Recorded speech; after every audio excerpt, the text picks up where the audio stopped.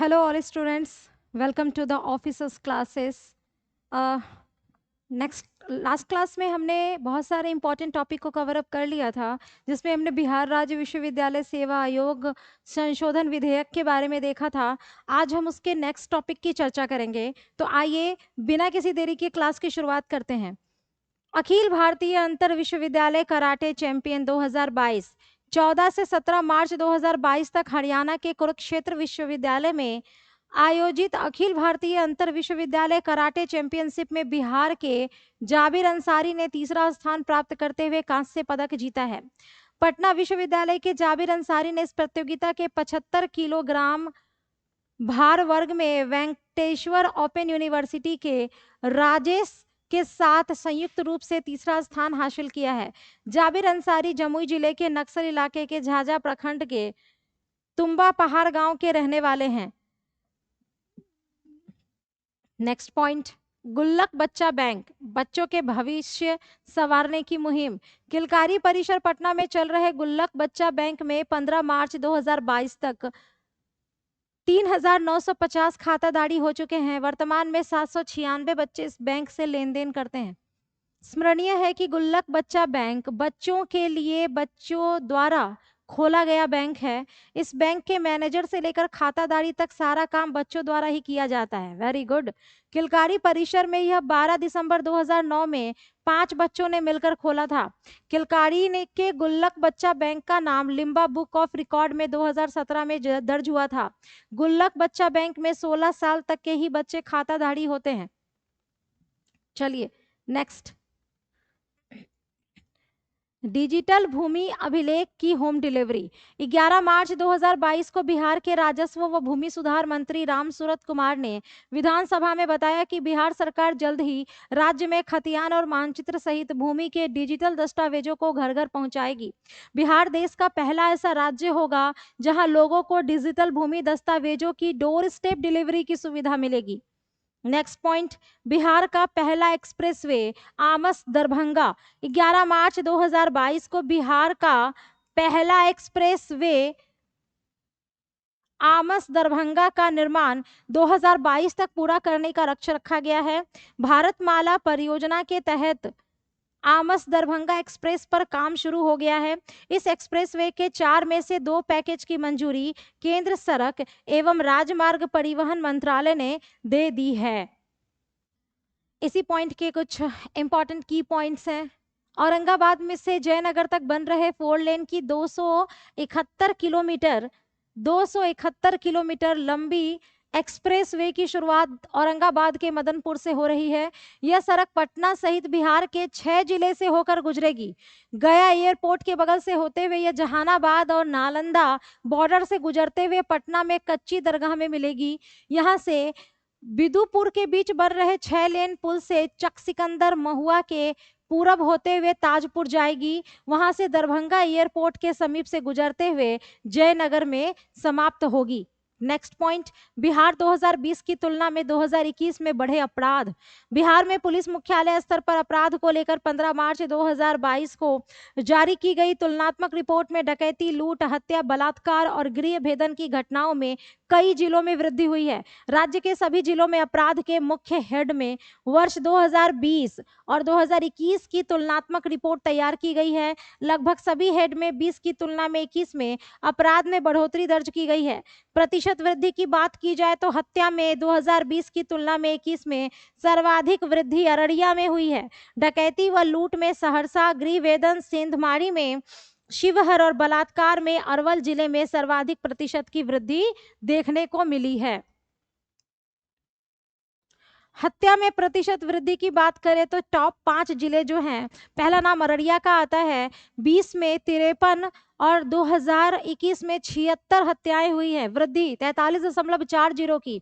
सहरसा में 20 में 32 हत्याएं हुई थी जो 21 में बढ़कर 45 हत्या में बदल गई और वृद्धि 40.60% की रही है। पूर्णिया में 74 से बढ़कर 102 यानी कि तीसरे स्थान के साथ पूर्णिया है, 37.80 की वृद्धि हुई है। लखीसराय में 28 से बढ़कर 35 यानी कि 25 प्रतिशत की वृद्धि हुई है और समस्तीपुर में 85 से बढ़कर 99 यानी कि 16.5% की वृद्धि देखने को मिली है। नेक्स्ट बात करें हम डकैती और लूट में प्रतिशत वृद्धि वाले टॉप 5 जिलों के नाम। सहरसा 2020 में 20 और 21 में 60 और वृद्धि बात करेंगे तो 200% की रही है।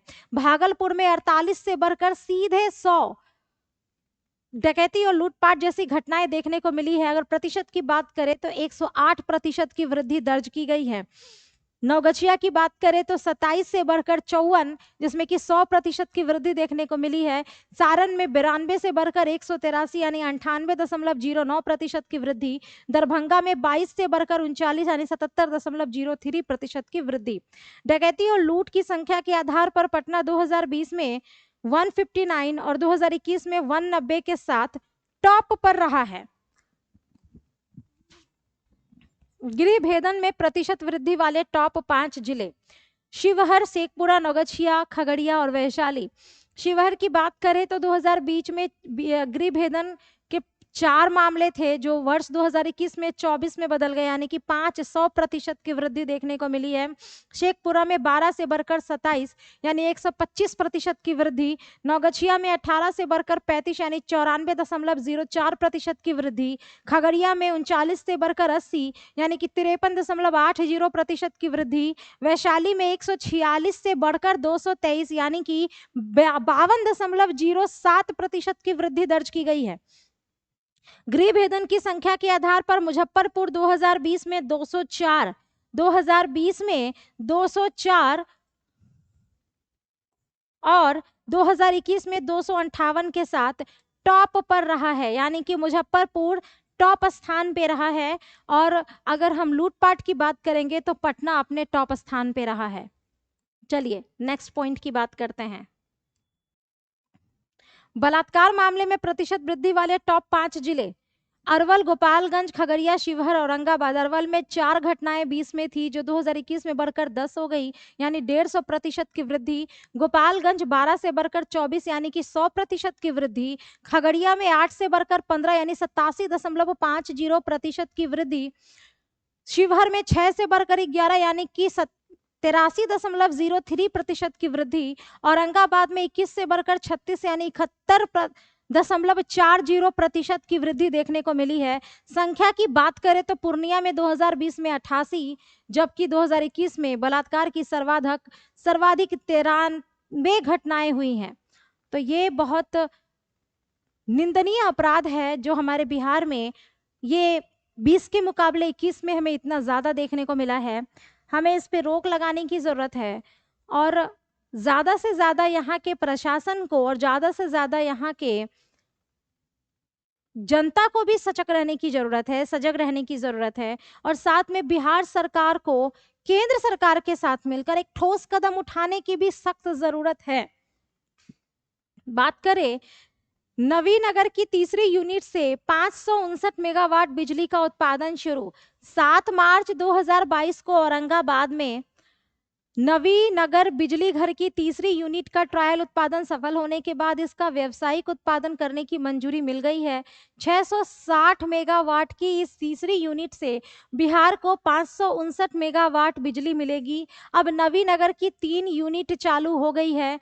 इस कारण बिहार को 1122 मेगावाट के बदले 1680 मेगावाट बिजली यहां से मिलेगी।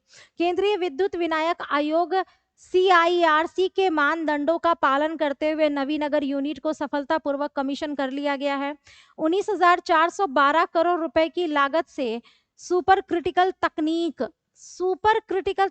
पर आधारित 660 मेगावाट की 3 इकाइयों के साथ कुल 1980 मेगावाट की यह कोयला आधारित परियोजना बिहार के औरंगाबाद जिले के बारुण प्रखंड में स्थित है। विद्युत मंत्रालय ने इस परियोजना की 84.8% बिजली बिहार को आवंटित की है। बाकी बिजली उत्तर प्रदेश, झारखंड और सिक्किम को आवंटित की गई है। नवीनगर की पहली यूनिट का वाणिज्यिक प्रचालन 6 सितंबर 2019 तो दूसरी का 23 जुलाई 2021 को हुआ है।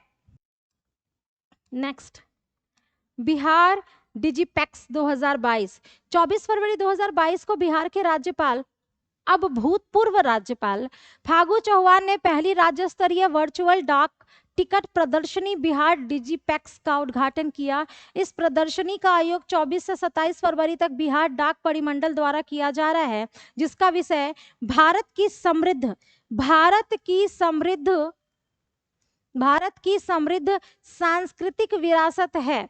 तारापुर शहीद स्मारक की अगर बात करें तो 15 फरवरी 2022 को मुख्यमंत्री नीतीश कुमार ने वीडियो कॉन्फ्रेंसिंग के माध्यम से शहीद स्मारक तारापुर मुंगेर में शहीदों की मूर्ति का अनावरण किया तथा शहीद पार्क एवं पुराना थाना परिसर में पार्क विकास कार्य का भी लोकार्पण किया।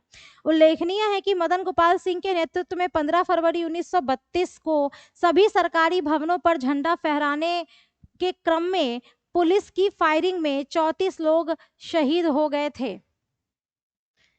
ये भी आपके लिए वीवीआई हो सकता है, ये भी आपके लिए वीवीआई हो सकता है, क्योंकि ये क्वेश्चन सीधे सीधे मॉडर्न हिस्ट्री से कनेक्टेड है। चलिए नेक्स्ट पॉइंट की चर्चा करते हैं। माता सीता की सबसे ऊंची प्रतिमा 13 फरवरी 2022 को रामायण रिसर्च काउंसिल के नेशनल कोऑर्डिनेटर व जूना अखाड़े के मंडलेश्वर स्वामी वीरेंद्रानंद जी महाराज ने माता सीता की विश्व की सबसे ऊंची यानी 251 मीटर प्रतिमा सीतामढ़ी में स्थापित करने की घोषणा की है। इसके क्रियान्वयन के लिए श्री भगवती सीता तीर्थ क्षेत्र समिति का गठन किया गया, जिसका अध्यक्ष स्थानीय सांसद सुनील कुमार पिंटू को बनाया गया है। माता सीता की 251 मीटर ऊंची प्रतिमा के चारों ओर वृत्ताकार रूप में भगवती सीता की 108 प्रतिमाएं भी स्थापित की जाएंगी, जो उनके जीवन दर्शन को अभिव्यक्त करेंगी। यहाँ पर भगवती सीता के जीवन दर्शन पर आधारित एक डिजिटल म्यूजियम, शोध संस्थान और अध्ययन केंद्र का भी निर्माण किया जाएगा। यहाँ पर तुलसीदास, वाल्मीकि, केवट समेत रामायण के प्रमुख पात्रों की प्रतिमाएं भी स्थापित होंगी। नेक्स्ट, दीवार जो एक अखबार है, इसके बारे में देख लेते हैं। बिहार शिक्षा परियोजना की ओर से जारी निर्देश के तहत राज्य भर के सभी सरकारी हाई स्कूल को 9वीं एवं 10वीं की छात्राएं दीवार नामक अखबार का प्रकाशन करेंगी। वेरी गुड, नारी सशक्तिकरण इसी को कहते हैं।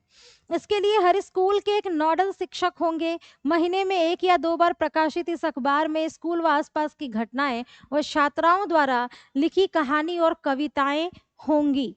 नेक्स्ट बात करते हैं ई नारी शक्ति ऋण योजना।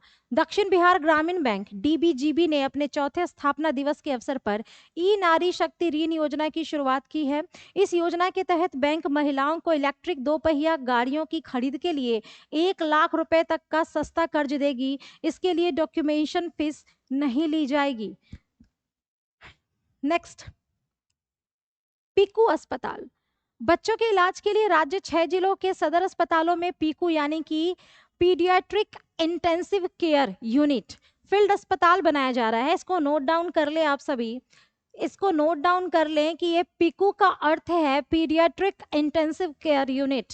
फील्ड अस्पताल बनाया जा रहा है। इसका निर्माण emergency respond and health system preparedness package phase 2 के तहत किया जा रहा है। यह 6 जिले हैं, पटना, बेतिया, खगड़िया, सहरसा, पूर्णिया और नालंदा। एक पीकू अस्पताल में 32 से 42 तक बेड स्थापित किए जाएंगे। अस्पताल के निर्माण के लिए 3 महीनों के समय सीमा निर्धारित की गई है। स्वच्छता सर्वे 2022 के ब्रांड एम्बेसडर। स्वच्छता सर्वे 2022 के प्रति जागरूकता बढ़ाने के लिए पटना की 6 हस्तियों को ब्रांड एम्बेसडर बनाया गया है। इसमें सुपर 30 के आनंद कुमार, पूर्व क्रिकेटर अमीकर दयाल, सामाजिक कार्यकर्ता ट्रांसजेंडर रेशमा प्रसाद, साहित्यकार पद्मश्री उषा किरण खान, सीनियर डॉक्टर अजय कुमार और कार्टूनिस्ट पवन भी शामिल हैं। चलिए नेक्स्ट पॉइंट की तरफ बढ़ते हैं। बिहार में पहला ट्रांसजेंडर स्टार्टअप पटना की रेशमा प्रसाद का स्टार्टअप नाचबाजा.com का स्टार्टअप बिहार प्रोग्राम के तहत शामिल किया गया है। किसी भी राज्य में पहली बार ट्रांसजेंडर का चयन स्टार्टअप के रूप में किया गया है। नाचबाजा.com की स्थापना रेशमा प्रसाद के अनुसार इस स्टार्टअप से अब तक देश भर के 1500 1500 से अधिक ट्रांसजेंडर जुड़ चुके हैं। इनमें अच्छे शास्त्रीय गायक, नृत्यांगना से लेकर वाद्य यंत्र बजाने वाले कुशल ट्रांसजेंडर हैं।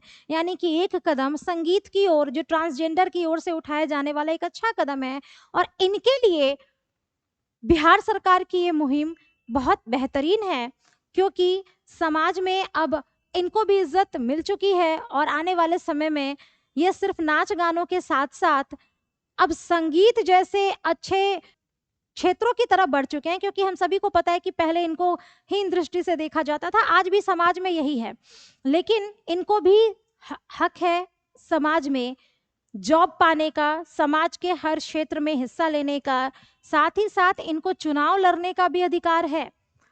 आइए बात करते हैं बिहार संग्रहालय के अध्यक्ष अब मुख्यमंत्री। 28 जनवरी 2022 को मुख्यमंत्री नीतीश कुमार की अध्यक्षता में हुई मंत्रिमंडलीय बैठक में बिहार संग्रहालय के निदेशक के पद नाम बदलने और शासी निकाय के अध्यक्ष के पद पर बदलाव को मंजूरी दी गई। बिहार संग्रहालय शासी निकाय के अध्यक्ष पद का जिम्मा अब मुख्यमंत्री के पास होगा। पूर्व में यह पद विकास आयुक्त के पास था। बिहार संग्रहालय पटना में निर्मित एक आधुनिक कला संग्रहालय है। यह अगस्त 2015 में आंशिक रूप से 2017 से पूर्ण रूप से खोला गया है। यहाँ पटना संग्रहालय से 100 से अधिक कलाकृतियों को स्थानांतरण किया गया है। प्राचीन युग से 1764 तक की कलाकृतियों को बिहार संग्रहालय में रखा गया है और 1764 के बाद अवयव पटना संग्रहालय में रखे गए हैं। राम जानकी मार्ग अब 4 लेन होगा। 22 जनवरी 2022 को केंद्रीय सड़क परिवहन मंत्री नितिन गडकरी ने राम जानकी मार्ग को 4 लेन बनाने की घोषणा की है। बिहार में यह सिवान के मेहरौना घाट से शुरू होकर सिवान, चकिया, सीतामढ़ी के भीटा मोड़ होते हुए नेपाल में समाप्त होगा। बिहार में इस सड़क की कुल लंबाई 243 किलोमीटर है। वैसे राम जानकी मार्ग की शुरुआत यूपी में अयोध्या से हो रही है। बिहार में यह सड़क सिवान के मेहरौना सीमा में प्रवेश करेगी। उसके बाद सारण जिले के मशरक से गंडक नदी पर 70 घाट पुल होते हुए मोतिहारी जिले के मेहसी में पहुंचेगी। मेहसी से यह सड़क शिवहर होते हुए सीतामढ़ी में प्रवेश करेगी और जनकपुर में समाप्त हो जाएगी। चूंकि नेपाल की सीमा से अंतर्राष्ट्रीय सीमा शुरू हो जाती है, इसलिए नेपाल में पड़ने वाली सड़क का निर्माण नेपाल सरकार कराएगी। इस महत्वपूर्ण मांग के बन जाने से उत्तर बिहार के साथ ही श्रद्धालुओं को विशेष सुविधाएं होंगी।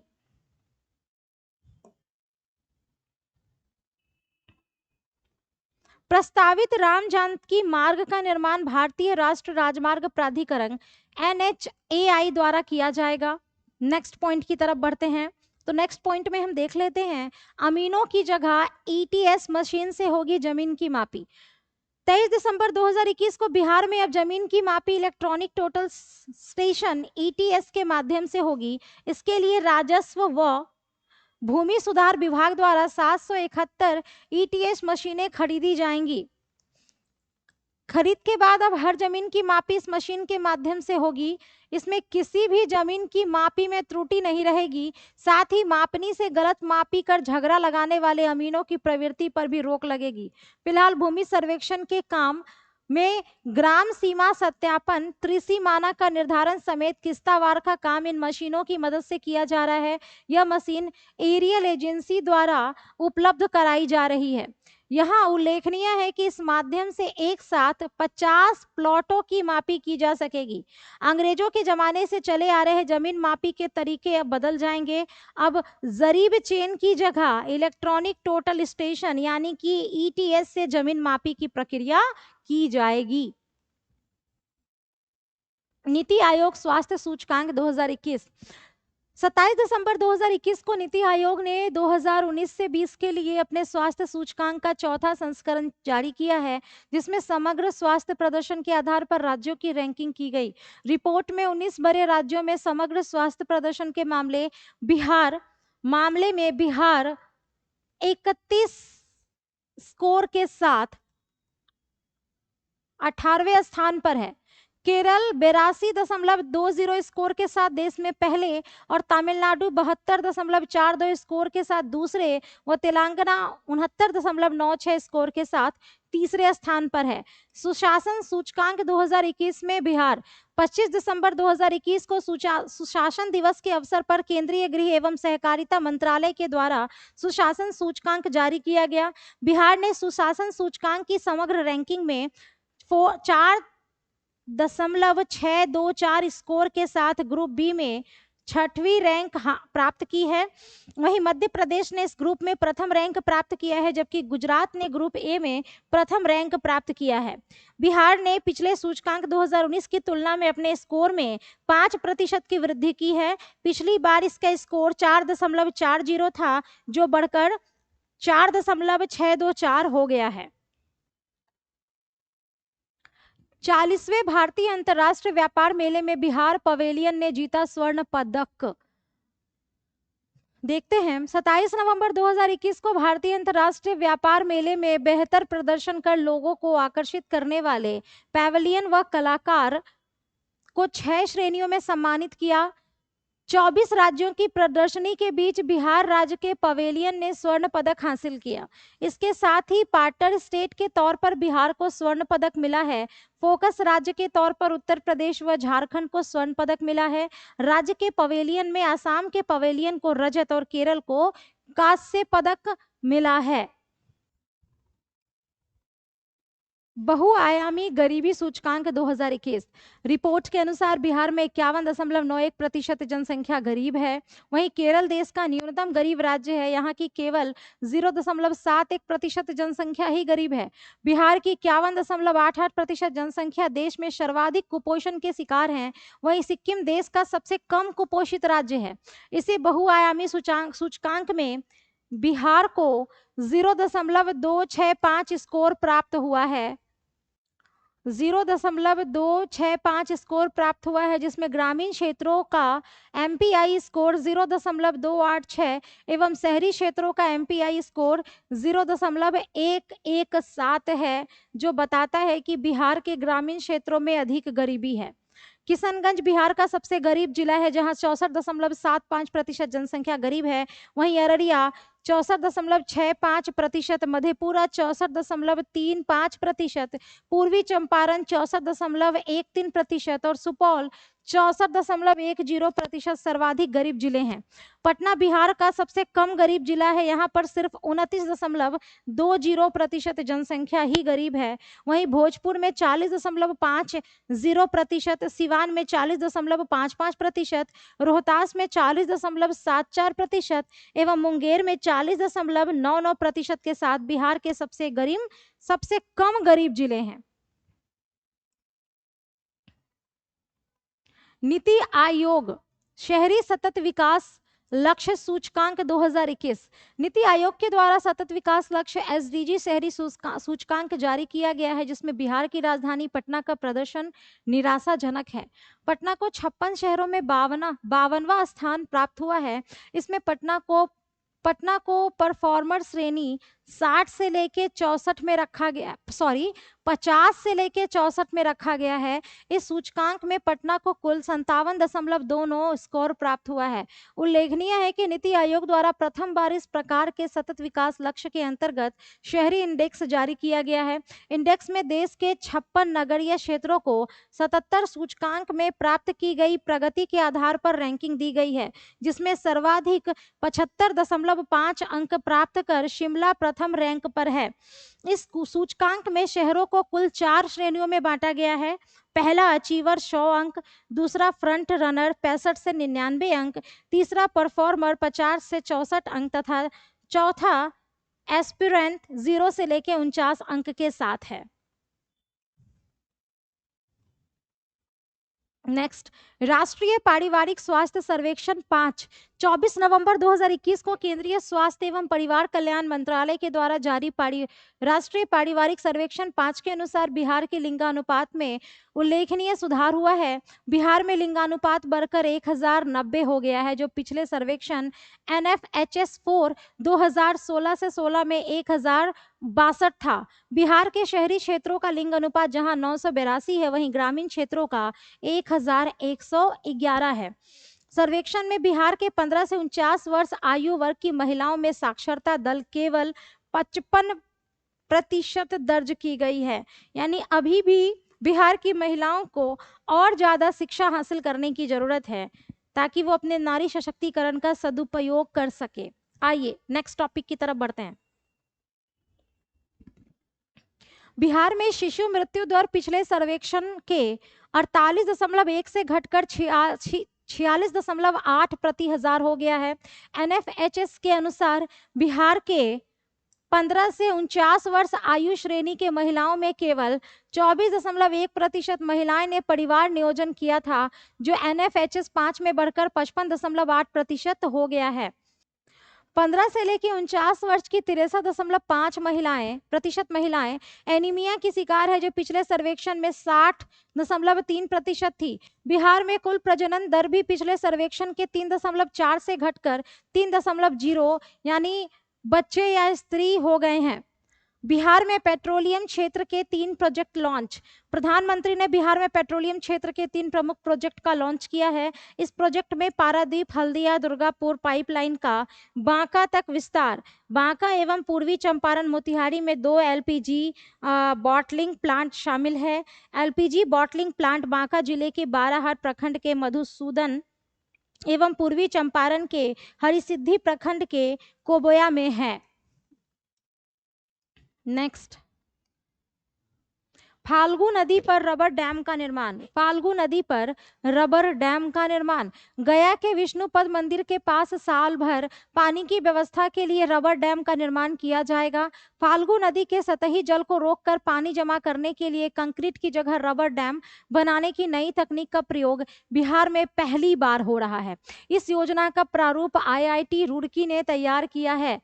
भाकपा माले को मिला राज्य पार्टी का दर्जा। बिहार विधानसभा चुनाव में 12 सीटों पर जीत और तकरीबन 4% वोट हासिल करने के बाद चुनाव आयोग ने भाकपा माले को बिहार में राज्य पार्टी का दर्जा दिया है। चुनाव आयोग की ओर से जारी पत्र में कहा गया है कि विगत बिहार विधानसभा चुनाव में कम्युनिस्ट पार्टी ऑफ इंडिया यानी कि मार्क्सिस्ट लेनिनिस्ट लिबरेशन ने पारा 6A की अहर्ताओं को पूरा कर लिया है।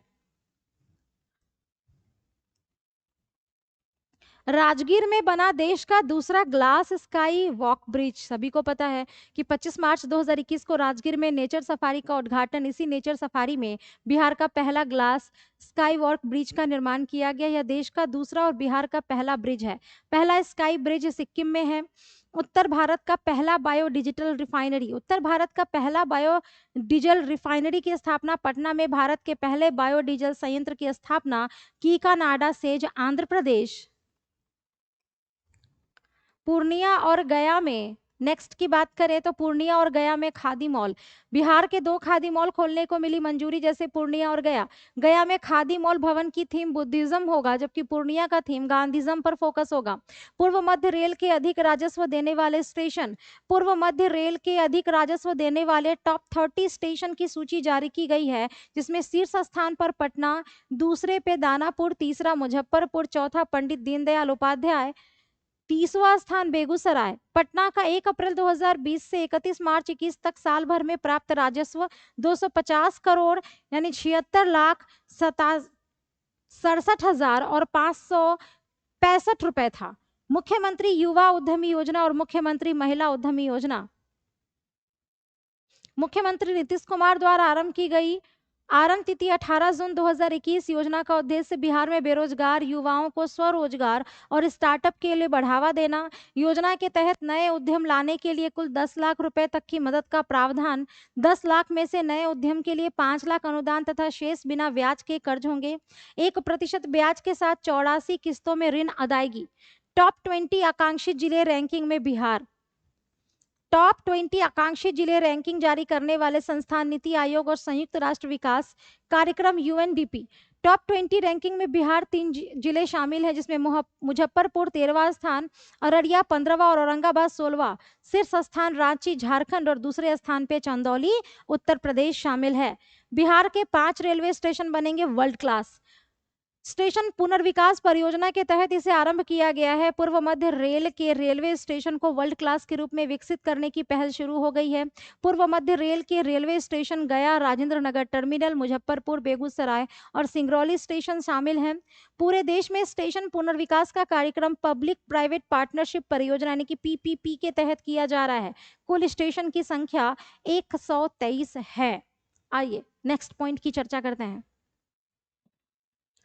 टीका वाली नाव की शुरुआत। टीका वाली नाव बाढ़ प्रभावित क्षेत्रों में 100% टीकाकरण के लिए एक पहल है। पहल की शुरुआत कटरा प्रखंड, मुजफ्फरपुर, बिहार। प्रथम चरण में 2 नावों की शुरुआत, जिसमें प्रत्येक नाव पर 2 एएनएम, 2 वेरीफायर गोताखोर और नाविक उपलब्ध होंगे। पावापुरी, बोधगया और जहानाबाद को रेल लाइन से जोड़ने की योजना।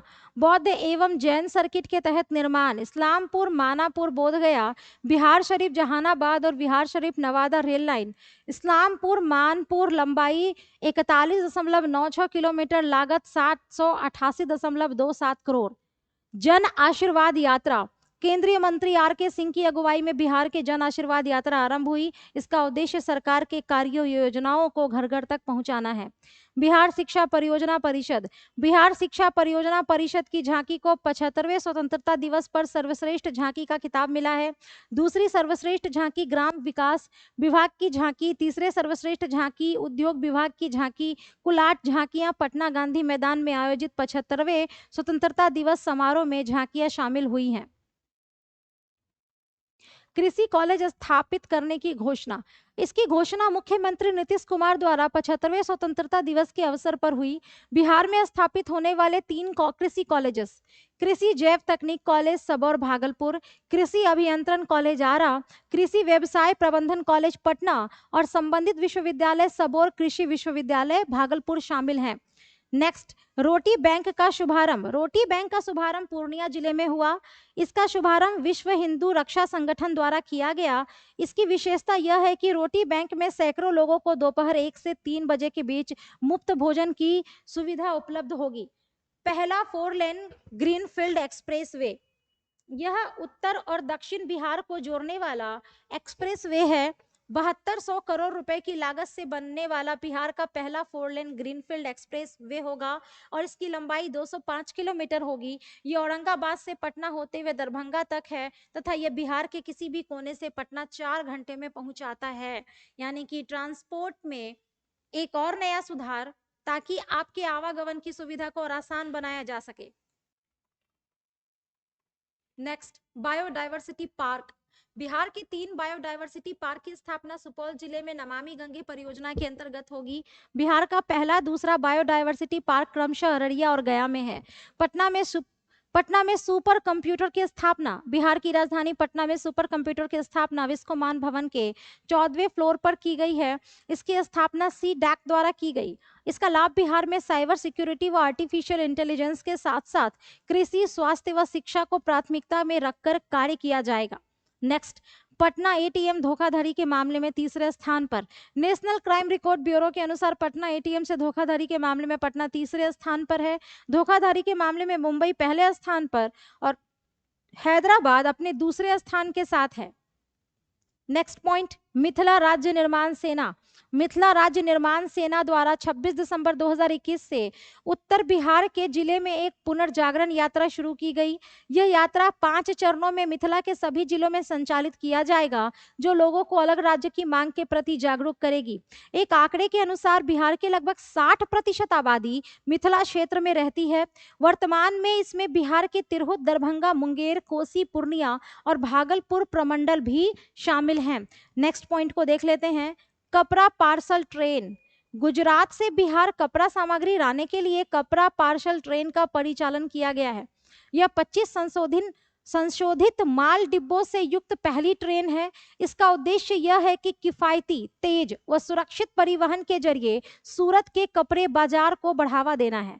आप सभी को पता है कि गुजरात का सूरत एक कॉटन टेक्सटाइल के मामले में विश्व में अपना स्थान रखता है और वहां के सूती के कपड़े, कॉटन के कपड़े बहुत ज्यादा अच्छे माने जाते हैं, क्योंकि आप सभी को पता है कि कपास की खेती के लिए, यानी कि कॉटन के खेती के लिए ब्लैक सॉइल इंपॉर्टेंट है, जो उस एरिया में बहुत ज्यादा पाया जाता है।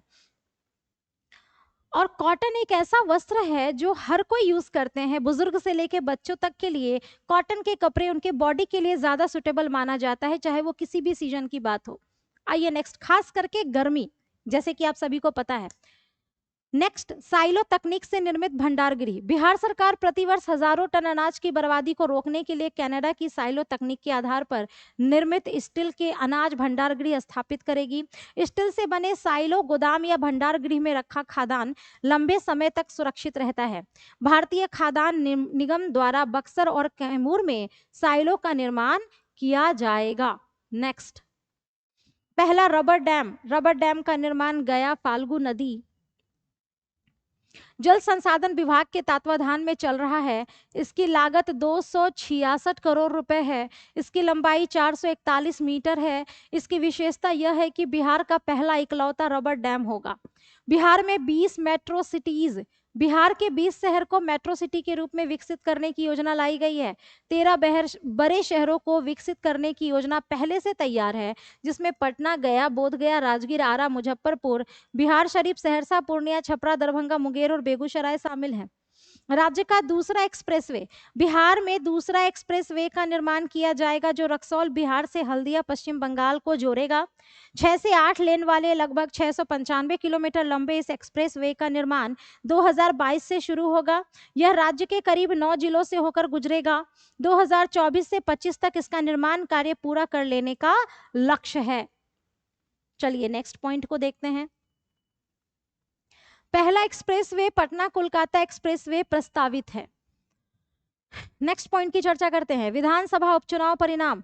बिहार विधानसभा के 2 सीटों पर उपचुनाव के परिणाम घोषित। कुशेश्वर स्थान दरभंगा से अमन भूषण हजारी जदयू तथा तारापुर से राजीव कुमार सिंह जदयू निर्वाचित हुए हैं। अब विधानसभा में जदयू विधायक की संख्या 45 हो गई है। अंतर्राष्ट्रीय कन्वेंशन सेंटर। बिहार में बोधगया के बाद वाल्मीकि नगर में अंतर्राष्ट्रीय कन्वेंशन सेंटर 2023 में बनकर तैयार हो जाएगा। यह कन्वेंशन सेंटर राज्य के इकलौते tiger reserve Valmiki Nagar tiger reserve में बनने की वजह से पर्यटन के दृष्टिकोण से अति महत्वपूर्ण है। नेक्स्ट पॉइंट की चर्चा कर लेते हैं। बिहार का पहला कचरा मुक्त शहर सुपौल। स्वच्छ भारत मिशन शहर के तहत सुपौल को बिहार के पहले कचरा मुक्त शहर का दर्जा मिला है। इसके लिए केंद्रीय शहरी कार्य मंत्रालय के तरफ से प्रमाण पत्र जारी किया गया है, जिसमें स्वच्छ भारत मिशन के रैंकिंग में सुपौल को 1 स्टार मिला है। चलिए नेक्स्ट, हाजीपुर के फार्मा संस्थान को राष्ट्रीय महत्व का दर्जा।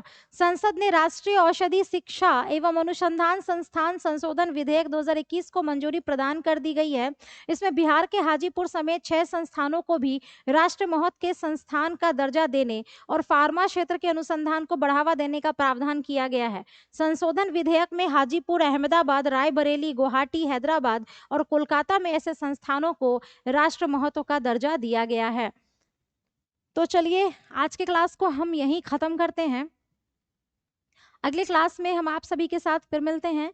तब तक हमारे साथ द ऑफिसर्स क्लासेस के साथ जुड़े रहिए और अपने स्टडी को कंटिन्यूअसली रोकना नहीं है, नई चीज़ों को पढ़ना भी नहीं है। जो भी पढ़ा है बस उसको रिवीजन और क्वेश्चंस बनाने की ज़रूरत है, क्योंकि अब आपके पास बहुत कम दिनों का समय बचा है। और साथ साथ और भी चीज़ें बोलूँगी कि फ्रेश होना भी बहुत ज़रूरी है। तो पढ़ाई के बीच बीच में गैप लें और थोड़ा सा फ्रेश हवा में जाकर अपने आप को अच्छा फील करवाएं। तो चलिए आज के क्लास को यहीं ख़त्म करते हैं। Bye bye and take care.